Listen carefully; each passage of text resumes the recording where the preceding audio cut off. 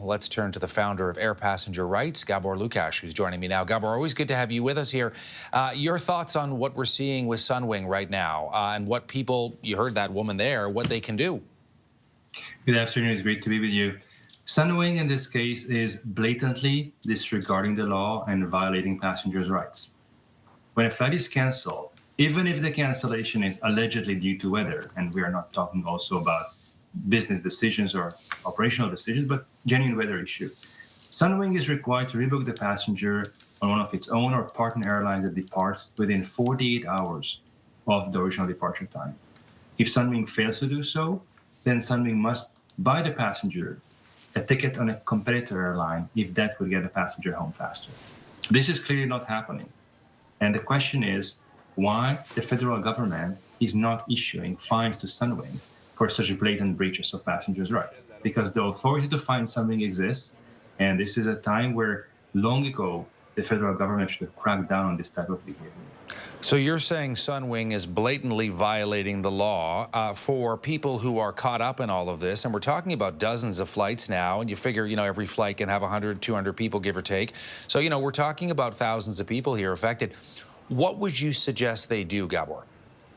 I would suggest them to give Sunwing a chance to do the right thing in accordance with the ATPR. If Sunwing is not rebooking them in accordance with the law, is not offering them any rebooking, which is what I've seen, then the passengers could and should buy themselves a ticket in any airline that is available to get them to their destination, and then send the bill to Sunwing and make Sunwing pay for it.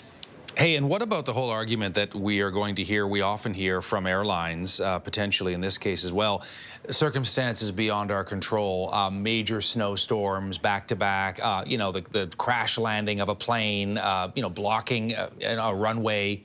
That doesn't seem to hold much water with you. You're shaking your head. It doesn't hold any water in the eyes of the law.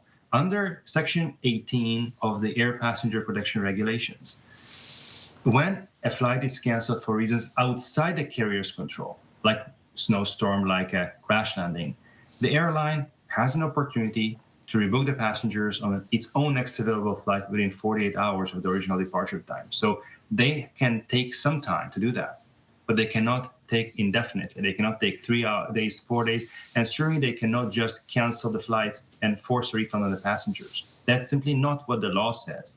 So I'm not talking about my personal opinion or some moral-based judgment. I'm talking about what actually the Air Passenger Protection Regulations say verbatim. You have been on this program many times talking about issues with airlines. Sunwing itself has had a lot of problems over the years. Are you surprised when you heard this?